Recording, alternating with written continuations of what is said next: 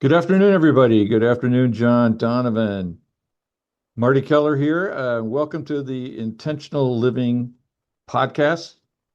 It's a podcast that addresses the issue of how can I break patterns of behaviors that I say I don't want and nonetheless continue to show up and manifest. So, for example, have you ever hurt someone you loved and then regretted it afterwards and then hurt them again, often in the exact same way? Or have you ever realized in the middle of an argument that what you were actually advocating didn't make any sense, it was wrong, and you continued to argue it anyway? Or have Mhm. you known that you were about to do or say something that you would regret, maybe even heard that little voice in the head saying, don't go there, um, but you were unwilling or unable to stop? So these are the kinds of behaviors that we're talking about that all human beings find ourselves dealing with. And in this podcast, we take a look at those. What are they? How are they behaving? Where'd they come from? And mostly it's on our subconscious. And we talk about how to address the subconscious, learn what is not visible to us through our conscious eyes, and then how to befriend them, make them allies, make them part of what we want, the life we want to live, not the one that we seem to have inner war about.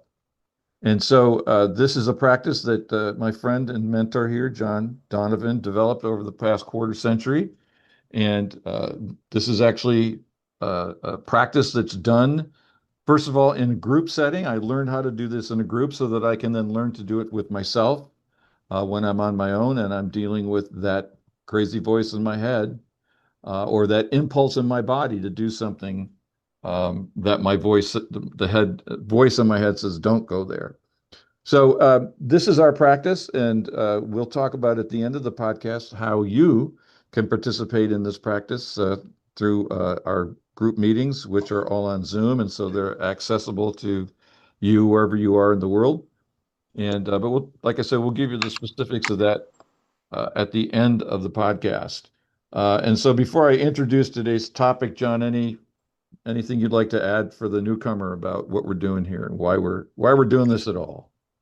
Yeah, the reason I created this practice, it was my own personal practice, and um, is to find relief from consistent, persistent, pervasive criticism, self-criticism, um, or feelings of isolation, being alone.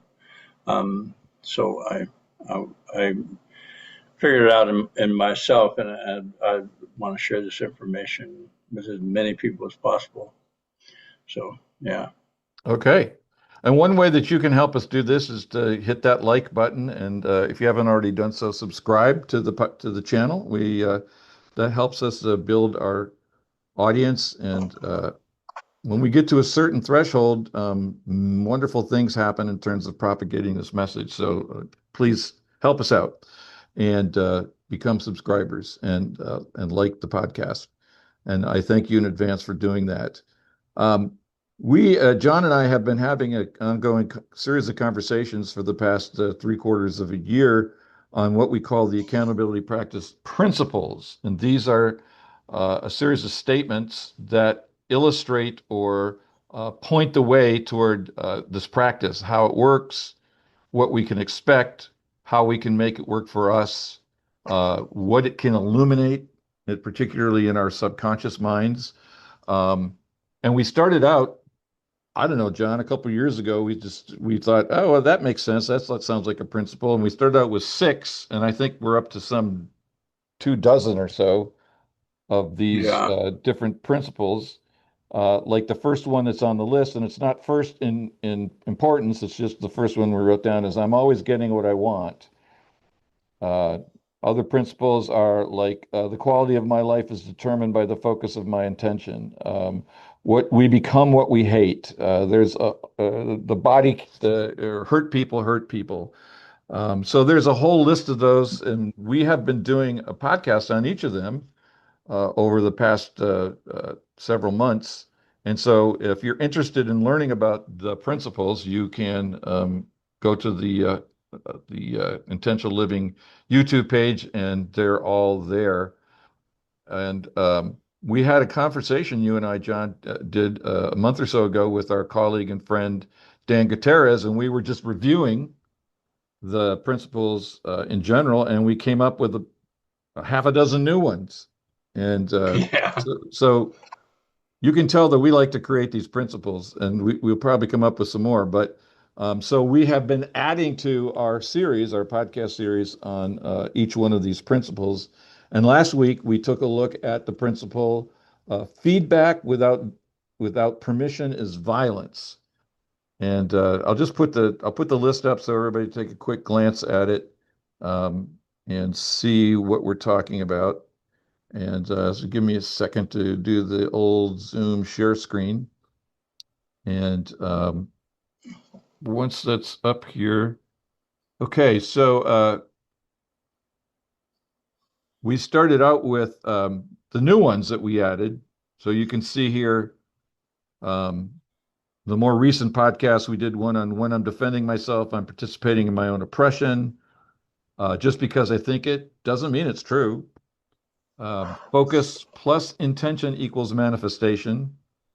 Truth with compassion is honesty. Truth without compassion is cruelty. And last week, John, you and I talked about feedback without permission is violence. So today, we want to take on another modest statement that's stated as if it's absolute truth. Nobody needs my help. Nobody needs my help. What does that mean to you, John? What do you hear when we say nobody needs my help?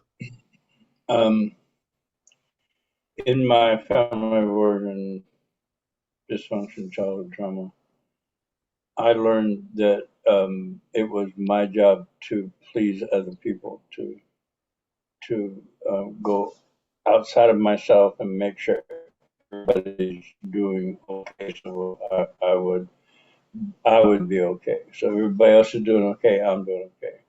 So that led to a pattern of behavior that I was immersed in, like my parents were helping me be a good citizen or a moral individual through their what they knew was the traditional raising of children. Um, so they were helping me. I think it was Reagan said the nine most frightening words on the planet are "I'm from the government and I'm here to help you." It's like, oh my God. So in my own recovery, um, it was like I put myself in a position to garner help. Like, and that's what I now understand as a victim or poor me. Um, and when I became a drug and alcohol counselor, my goal was, oh, now I have the information so I can help a lot more people get it right or be okay. Um, and what I did is went from a amateur codependent to what I call a professional. I'm getting paid for this now. I'm earning money helping people, whether they ask for it or not. See, that wasn't a consideration. I didn't ask them if they need my help. We just agreed. I'm assuming that I'm the counselor. You listen to me and everything will be okay with you. The better you can listen to me, the better your life's going to be. And that was me helping them. And my experience of counselor when I first became a counselor was a bit discouraging because people would like be have animosity towards me. It's like, oh, you did. I'm like, wait a minute. What? Where's this guy? I'm here to help you.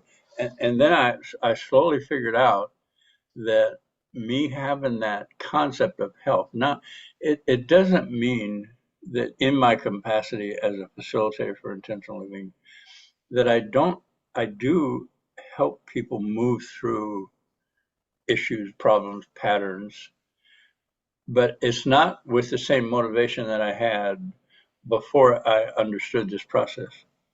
It's this help is in the realm of empowerment, of supplying information for self advocacy. for the power of self-advocacy for them, because they already have it. It's just like I already had it. I just didn't know where it was. I lost it. And rediscovering it in myself, I could help other people rediscover their own power. So I went from the thought, I'm here to help you, to, okay, I have a lot of good information. I'm willing to give you that information and see if it works for you. Um, and I'm going to wait till you ask me what it is you're looking for. In fact, I'm going to ask you first, instead of assuming I think I know what you want. I'm going to ask you what you want, and then work in that area of your you're saying it's okay. There's a word I'm looking for. Um, anyway, as an agreement, not as, oh, you ought to be blessed because I'm now in your vicinity, kind of attitude. Cooperation. It became cooperative instead of instructive, pedagogical, instructional. Like the traditional school, you go to school, the teacher's up in front of the room, writes all the good stuff on the board, you write it down, memorize it, feed it back to him in a test, and you get an A. Well, okay, all right. I'm not saying that's wrong. I'm just saying in relationships that doesn't work really well. So, anyways, so I shifted. I get that nobody needs my help,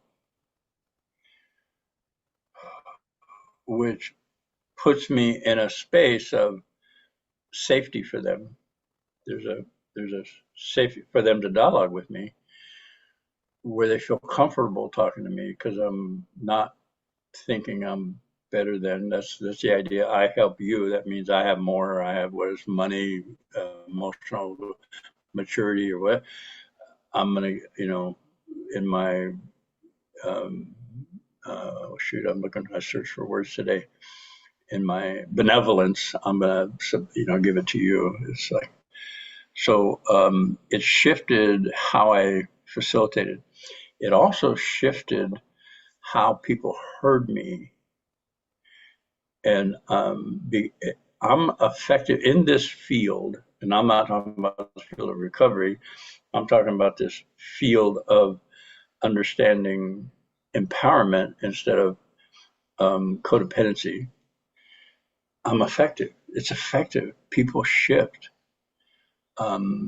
People move on. People they become facilitators. They become proactive in their life. So I coined it as a principle. Nobody needs my help, which is, these principles are designed to like shock. Wait a minute. Well, let's talk about. Yeah, I do need your help. Wait a minute. Okay, let's talk about that. How that's gonna work between us, and it becomes cooperative and inclusive instead of pedagogical or condescending. I don't know if pedagogical is the right term in that um, in this context, but it's like I think I it see is. the teacher, with his big stick pointer that he points at the board, and every once in a while he slaps some kid Right. in the head. So Well, and he or she has the book. yeah, oh my God, they know, yeah, they have the whistle Yeah. And the stick. and the stick. Well, so I want to throw some reflections at you and see what you think. I think all of this starts from a principle we've never actually. I realize we've never written this down as a principle, but it's Okay, this. It's this. Nobody's broken and nobody needs to be fixed. I like that. Maybe we just added. So when we, so let's keep it just for the conversation's purposes. Let's just keep it in the context of a recovery environment, whether Okay, that's a one-on-one counseling relationship, whether it's a group meeting, whether it's a facilitated meeting, or it's a 12-step type meeting. Um, this is what I learned from you when I first started doing intentional living, and this blew my mind. It blew my mind. Marty, you're not broken. And so there's not only is there nothing to be fixed, you can't be fixed. If there's nothing broken, there's nothing can be fixed because it's just all working perfectly well just the way it is. Yeah. So so nobody needs my help because I am not helpless. Nobody needs my help because you are not helpless. What Correct. what we're actually open to, and I think this is related to last week's conversation about advice or feedback that's not been requested, is we are actually working toward voluntary partnership. I choose to be in relationship with you, and this is true. This is actually true, John. I choose to be in relationship with you, first of all, because I like you, I love you, I trust you, and I selfishly want to learn everything you can teach me, Okay. and not because you make me do anything. Correct. So I've learned so much from you because I have never felt for 1 second manipulated. I've never felt judged. I've never felt uh, that you thought you were better than me. I never had that experience, Wow. which is a new experience. And I've shared with you and others on this podcast many times my experience being with you in the jail the first time when you basically said that to the guys in the rooms that you're not broken, you don't need to be fixed. If you want to keep using, I support you using. If you want to quit using, I support you with that. I have some information here if you want it. Um, and I've told you that what struck me most powerfully is looking at their faces and watching them react to being treated as adults instead of Correct. children who need to be instructed. Now, maybe children need to be Yep. instructed. There were lots of things that we all needed to learn as children, and if we had really powerful, useful, and effective teachers, there's nothing better. But adults aren't children. Okay. Once I become an Correct. adult, then I'm only going to truly learn if I'm in a partnership with my teacher rather than in that pedagogical, coercive, arrogant, I know something you don't, you stupid person type Hmm. um, relationship. Correct. As someone who has been in a pulpit in a church, I always chafed at anything that I would say that could be construed as I know something you don't know. Because when I'm looking at the congregation, I know they know what I know. And the same thing when I do a group, I know they know what I know. They may not know some specifics that I know, um, Correct. but they know themselves. And in the case of a church, for example, they know their relationship with God. Or in the group setting, they know their inner world, or they know that they can access their inner world. And so, for me, all of this stuff starts with this principle starts with the assumption that we haven't said, and I just said it. Nobody's broken, and so therefore nobody can be fixed. Correct. So it's not, it's like on one level, that word help is valid and makes sense. On the other hand, there's something else also going on when we abandon um, that that the coercive energy of I'm going to help you implied because you don't know anything, as opposed to Correct. I'm going to help you if you want me to. If All you the want difference to. in the Yeah. world. I don't know about you, but I can just feel that difference in my body just saying it. Yeah. Yeah. It's effective. But another thing I tell newcomers, and I still every group, that they hold value as human beings just as they are. As they came into the space, before they learn anything, before they change anything, before they do anything differently, they hold value. And that value is that they bring an experience into the room that I have no idea what it is, and it's of value to me, just as they are, not like better or like on top of everything. No, just as they are, because in this interchange, I know that value. They're going to I'm going to see things through their lens that I could see no other way. Yep. And it would not be available to me unless they shared through their lens, which which expands me. So and they get it that that's whether they understand the words or there's a I call it when they come in the room there's a frame of reference that they have. Right. I'm going to speak outside that frame of reference. It's either not going to make any sense or it's going to make a kind of super sense. Like, wow, it's not an understanding up here. It's a heartfelt traction, connection, pull, super sense. And you can't yet articulate what it is. And yet that's the impetus for let's do some more. I want more of that or whatever happened. Okay. Um, and I've had actually men in the jail when I say to them, you know, you're not broken and you hold value as a human being just as you are. Actually, tears form. They say they're not crying. I'm not crying. It's tears are falling out of my face. Okay, okay, but that may be the first time in their life that they've been validated for just by being just by showing up. Is It's incredible. Yeah, Yeah. and that goes into that. See, that feeling is mutual. It's safe. It's same. We're here. We're both. I know I'm valuable.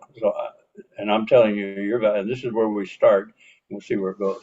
We'll see what happens. I don't know. So let's take it right down to the brass tacks here. This is for me, listening to the way you just said that, that's the also the exact same thing that happens in the first part of the accountability tree. So Yes. for the newcomer, the accountability tree is the actual practice that all this stuff hangs on. And it's a practice of telling the truth, speaking the truth of what's going on with me in the moment, feeling the energy of speaking that truth. And then when I feel it without blame or judgment, the without blame or judgment part is essential. Then I'm doing what you just said. I'm validating myself. Yeah. I'm treating myself as valuable. I'm Mhm. treating the experience that I'm feeling. I might be feeling shame. I might be feeling fear. I might be feeling terror, feelings that we generally don't want to feel. And Right. we may have developed a lifetime of addictive behaviors to avoid those feelings. Yeah. But when I feel them, then I'm doing exactly what you said you were doing for those guys in the room, is I'm validating myself. And maybe for the first time I do this practice is the first time I've ever had that experience. And oftentimes the the next reaction is tears because our, as you've said many times on this podcast, our bodies then relax because they're hearing the truth spoken for the first time, and the spoken word coheres with the inner experience. Instead of hearing, "Oh, shut up, you're stupid, you don't need to feel that way," or blah, blah, blah, it hears, you know, your experience is right right on. Right on. And how I say that it resonates with the stuck trauma. Exactly. And then it really it's like, oh, finally you see me. And then, or I'm some kind of statement. It's a validation, nurturing, feeling tone, which is relief. I felt it just then. I'm just saying it again in my own body. Yeah, Yeah. yeah, I see you. Yes, I hear you. Without, oh, you should have done it this way. You done it this way. You're not doing it right. Da, da, da, da. All that stuff that we got exposed to. And so in this principle, no one needs my help. I want to just point out that the accountability tree can only work if I choose to do it. No one can make me do it. You can't, No, if you if you help me do it, it loses its energy. It loses its authenticity. and its I- effectiveness and its healing power and Right. its all. Yeah, And of course, it has to be that way because no one can feel my feelings for me except me. exactly. And so to relate again for the newcomer, the first time I remember sitting in a group meeting with John, and whatever I was working on, whatever fear or I was pissed off about something, whatever. When John helped me, John walked me through the accountability tree. I remember. that I was being invited to speak something that I had a thing in my head that said, don't say this out loud, they'll kick you out of the group. There you go. I had the critical voice. And then I remembered you saying, see if you can do it without blame or judgment. And so I knew that was a judgment. They'll kick you out if you say this. And I took a deep breath and I became willing to say whatever it was. I don't remember what it was. To say it, to take a risk and to say it out loud. And that choice, that was me. No one made me do it. And nobody could have made me do it. In fact, if you'd said, say it, I probably would have shrunk back Right. and Right. so, Yeah. but the voluntary nature of the action changed everything. And I had that experience Yeah. tearing up and my body relaxing and uh uh for those who are aware of the Christian tradition, it probably that might have been what Jesus felt like in resurrecting. It's like Yeah. because it's Yeah. almost like a resurrection experience when we do this. Yes. And then to complete, Yeah. just so for the newcomers, a second, that's the first part of the accountability tree. I speak a truth and feel it, take a deep breath, and then I get to say, okay, what do I want? What do I want in this emotional richness that I've just generated in my body? What do I want to implant?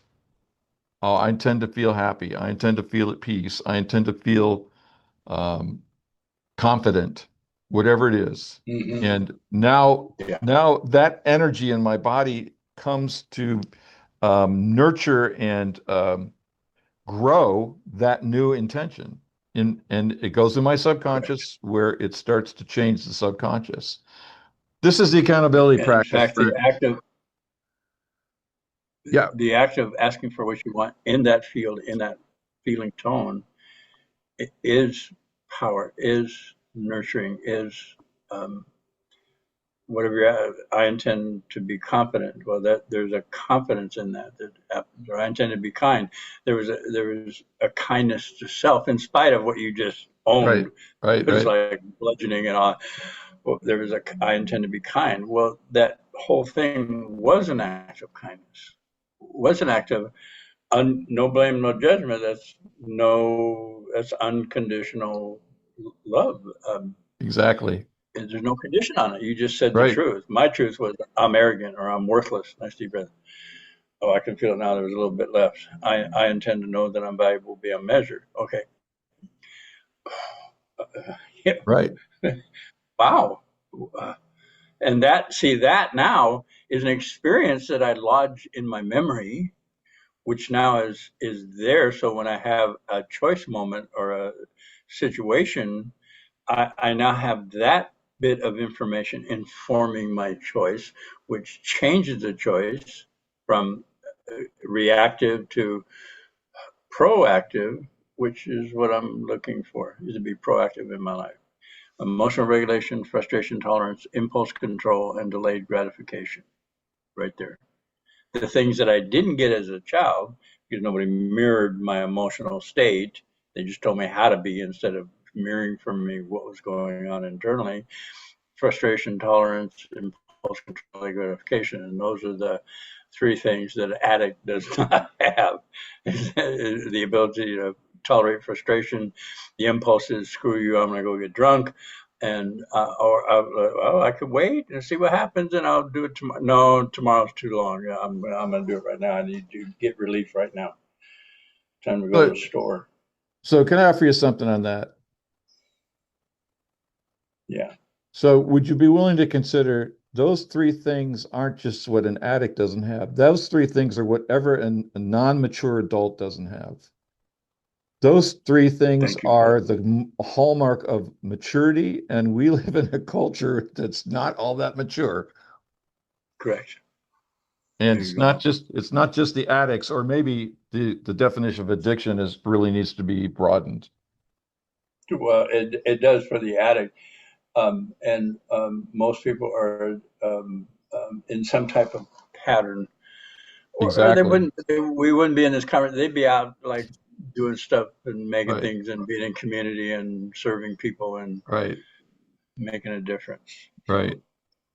Well, we're coming to the end of our time together. I just want to summarize this. So when we say nobody needs my help, it doesn't mean that help can't be effective. It doesn't Right. mean that help can't be valuable. It means it Right. only has value if it's voluntarily asked for, if it's offered without request, if it's offered against the will of somebody, it's again, it's an act of violence, just like we talked about last week. Yeah. And so it's I remember one of my most favorite ministers, Dorothy Pearson, always used to say, make them come to you, don't go to them. Just let people come to Yeah, you. I use the example I'm asking your permission for. I know all this stuff, and I could see somebody walking down the street that really need. I don't chase them down and go, "Hey, you need to listen to what I got to tell you. I Right, got some really cool shit I want to tell you." No, it's none of my business. They haven't asked me for anything. right. I know, like a stalker or a crazy guy, jumping in their face about something. Well, we don't have time to get into this. I'll just say that my insight to this when I first became aware of it is that any impulse I have to fix somebody else means there's something I believe in myself that's broken, and Yeah, that's an opportunity to look inside instead of outside. well put. Yeah, me too. All right, my friends, as we've always say, this work that we do to explore this, how this operates for each of us, we do in a group setting, and we do 4 intentional living meetings a week. They're all on Zoom. They're at different times and different days. John facilitates one, I do, I facilitate one, and our colleagues Dan and Rodney facilitate the other 2 meetings. And we love you to come and check it out, ask questions, bring your own stuckness or bring some of the behaviors that you find that seem to be compulsions for you, and we can work through them as you choose. Again, it's all voluntary. The power is in the yes, um, even if sometimes the power is in the no. Yeah. And it's just all in the choice, the freely given choice. And so we hope to see you at a meeting. And any last minute or last words, John, before we wrap it up? I'm good. I'm good. All right. Well, we have a few Good more stuff. principles. We'll pick them up next week, John, and see what Okay. else we can learn. Thanks, Very good. everybody. Take Thank care. you, Marty. Uh-huh. Yep. Thank you, John. Yeah.